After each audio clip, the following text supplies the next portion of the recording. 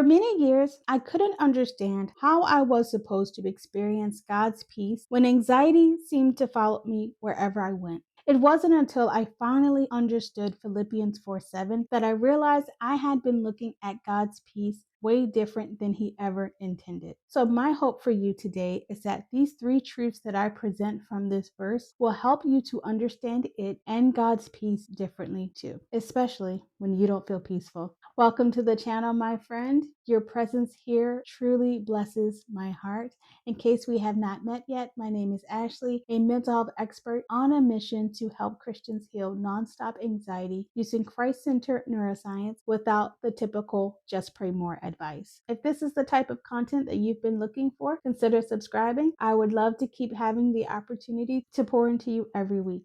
In this last video, we unpacked Philippians 4:6 and why that verse was never meant to shame you for having a functioning nervous system. I'll link that video at the end because it gives some helpful context to what we're talking about today. But whether you watch it first or you go back and watch it afterward, you'll still be able to follow along here.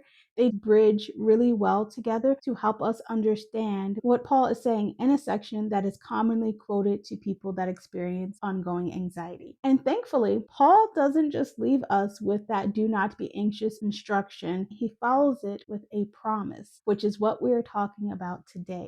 And the peace of God, which transcends all understanding, will guard your hearts and your mind in Christ Jesus. Makes it sound like a fantasy, right? But we are really going to take a closer look at what this verse actually means for us because it's quite different than how most of us interpret it. The first truth is really one that I needed to understand. God's peace isn't measured by how calm you feel.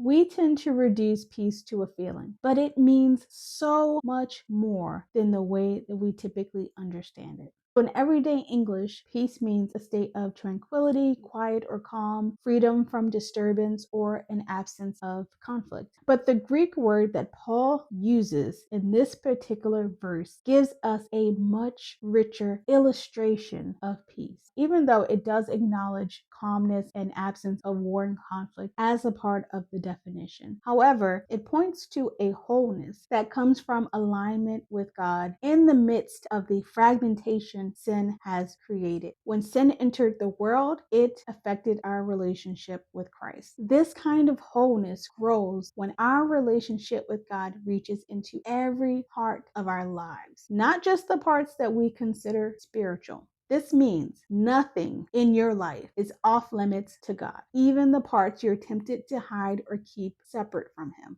It's an inner life that is becoming more grounded in God as He becomes the lens through which you understand life. And this is even when our circumstances or our nervous systems haven't quite caught up yet, because there's going to be times where that lag is there. But notice, I said becoming. So this is a continual process that you are going to be going through. This doesn't mean that the external will automatically be peaceful or that your nervous system will always feel calm. You can still experience anxiety and nervous system dysregulation inside of your body and still be experiencing God's peace. But ultimately, you need to have an anchor before the anxiety takes on a life of its own. And that anchor is indeed God. Experiencing the peace of God is an internal confidence that God is still God and His promises still stand. When you're experiencing it, you're in a place where you can still hold on to what you know to be true about God despite whatever happens. The second truth is God's peace gives you stability without requiring you to understand everything. Paul tells us that God's peace transcends all understanding. That phrase itself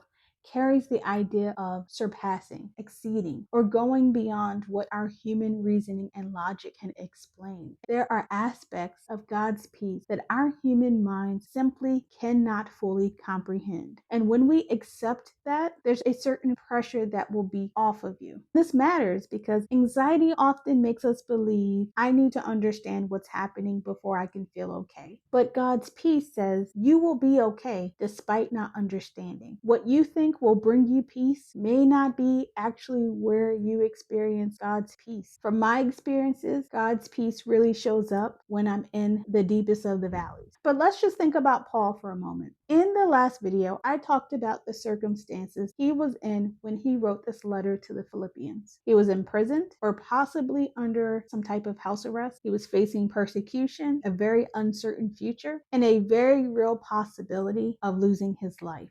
And yet here he is talking about the peace of God. That doesn't make sense from a human perspective. How can someone facing that kind of threat experience peace? They don't align. But Paul was aligned with God. And though Paul had come to a place where he could surrender the outcome to God, that didn't mean that human fear, anxiety, or concern stopped showing up. It meant they no longer had the final word. They could be present, but so could God's peace. And God's peace overshadowed that anxiety. Whatever happened next, Paul knew who God was. And that truth gave him something that no one else can give: stability without certainty. That's what I think we often miss about God's peace. You don't have to understand everything that's happening in order to be grounded in the one who does. This last truth is such great news.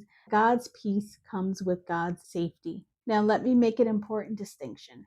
When I talk about God's safety, I'm not saying God promises that we'll always feel physically, mentally, or emotionally safe in this life. We won't. God never told us that we wouldn't suffer. Paul certainly wasn't physically safe, and Jesus himself did not experience a life without suffering.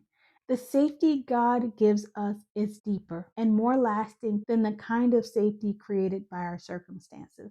Paul communicates this through the phrase, "will guard your hearts and your minds in Christ Jesus." That word guard is important.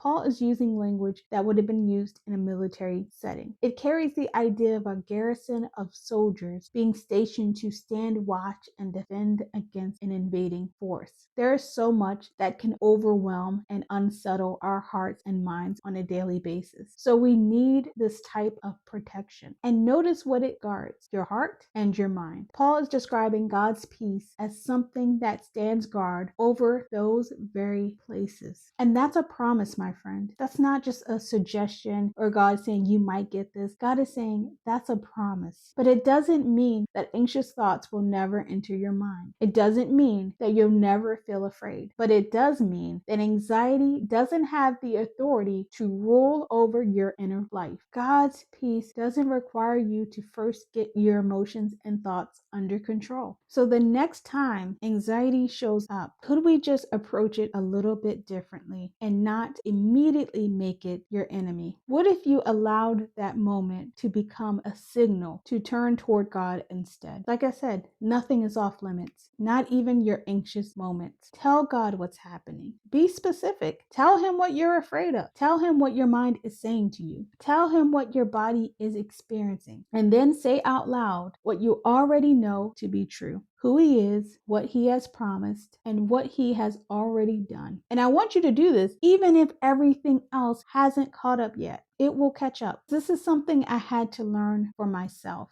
God's peace doesn't mean you'll never feel anxious again. You can still be anxious and still be anchored. You can be uncertain and still be grounded. You can feel your nervous system activate and still know that God is with you. But those first parts are momentarily. Those second parts of those sentences are forever and eternal. That is the peace of God. And that's why I created a space for Christians who are tired of feeling controlled by anxiety and desire to address what's happening beneath the surface. A space where you can learn to recognize your anxiety patterns, understand your nervous system, and begin rebuilding a sense of safety while staying rooted in biblical truth. I know what it's like to believe that God is with you and still feel like your mind and your body are telling you something completely different. I lived like that for many years. The methods that I share in this opportunity are the same ones that I use on a regular basis. And it helped me to get to this place of receiving and experiencing the peace of God in my life. If you're wondering what it could look like for you to experience this kind of healing in your own life, I'd love to walk you through it. The first first step is getting clear on what you're experiencing, and that's what we begin to do together on a free call. You can schedule this call through the link below. It's simply a space for you to share what's been going on, feel genuinely heard, and talk through what support might look like for you. You don't have to make any decisions or commitments. It's simply an opportunity to ask questions, get clarity, and talk through what would be helpful for you moving forward. If this conversation was helpful, I would love for you to subscribe to the channel so you can continue to learn how science and biblical truth can be used to heal your anxiety.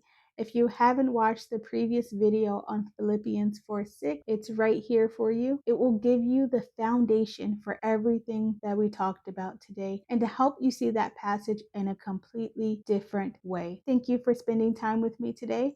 And as you move through the rest of this week, remember, you don't have to understand everything to trust the one who does. You are covered, you are seen, and you are loved by the Creator of all.